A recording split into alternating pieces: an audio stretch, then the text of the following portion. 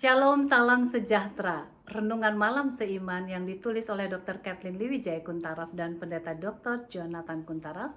Judulnya adalah Pergumulan dan Perjuangan. Hai saudara-saudaraku yang kekasih, kamu senantiasa taat, karena itu tetaplah kerjakan keselamatanmu dengan takut dan gentar. Bukan saja seperti waktu aku masih hadir, tetapi terlebih pula sekarang waktu aku tidak hadir. Karena Allah lah yang mengerjakan di dalam kamu baik kemauan maupun pekerjaan menurut kerelaannya. Filipi 2 ayat 12 dan 13. Pengalaman kekristenan bukanlah semulus yang kita inginkan.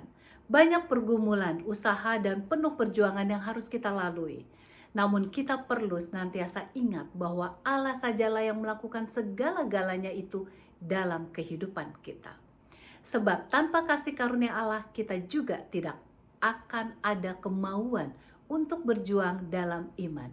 Kita perlu senantiasa bekerja bersama dengan Allah. Kita melakukan semua bagian kita dalam pergumulan yang baik di dalam iman kita. Kita akan bekerja, bergumul, berjuang, dan menderita untuk masuk ke dalam gerbang kesukaran. Dalam hal ini, kita harus menempatkan Yesus di depan kita. Dengan tangan yang bersih, serta hati yang tulus, kita berusaha untuk memuliakan Allah dalam segala perjalanan hidup kita.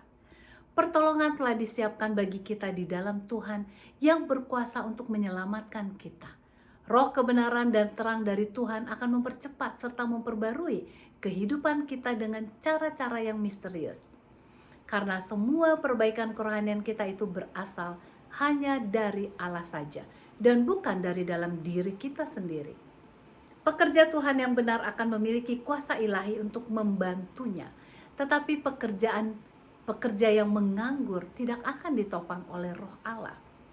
Dalam satu segi kita mengerahkan seluruh tenaga kita untuk berjuang, bertobat dengan penuh semangat, dan membersihkan tangan serta menyucikan hati kita dari setiap kotoran.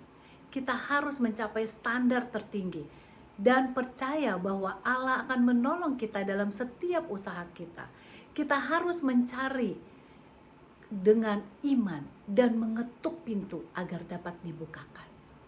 Alkitab mengajarkan bahwa semua hal mengenai keselamatan kita bergantung kepada tindakan kita. Jika kita binasa, maka ini adalah tanggung jawab kita sendiri. Jika ketentuan Allah telah dibuat dan kita menerima persyaratannya, maka kita dapat berpegang akan kepastian memiliki kehidupan yang kekal itu. Kita harus datang kepada Allah dengan iman dan tekun melaksanakan panggilan kita serta pilihan pribadi kita dengan setia. Pengampunan dosa dijanjikan kepada mereka yang bertobat dan percaya kepada Tuhan. Mahkota kehidupan akan menjadi pahala bagi mereka yang setia sampai akhirnya. Kita dapat bertumbuh dalam kasih karunia melalui kemurahannya yang kita terima. Kita harus menjaga diri kita agar tidak ternoda dari dunia ini bila kita ingin didapatkan tidak bercacat pada hari Tuhan. Iman dan perbuatan bekerja bersama-sama. Mereka berjalan secara harmonis dalam pekerjaan mengalahkan diri kita. Perbuatan tanpa iman adalah mati. Demikian juga iman tanpa perbuatan adalah mati. Perbuatan tidak akan dapat menyelamatkan kita karena hanya kebaikan Kristus sajalah yang mewakili kita di hadapan Tuhan Allah. Melalui iman kepadanya sajalah yang menyebabkan Kristus membuat usaha kita yang tidak sempurna ini diterima oleh Allah. Iman yang dituntut untuk kita miliki bukanlah iman yang tidak melakukan apa-apa.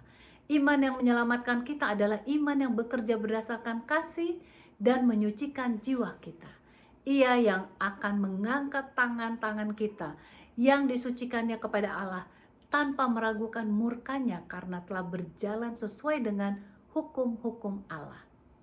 Kiranya iman kita akan menghasilkan suatu penurutan kepada hukum Allah yang membawa sukacita kepada kita semua. Tuhan Yesus memberkati.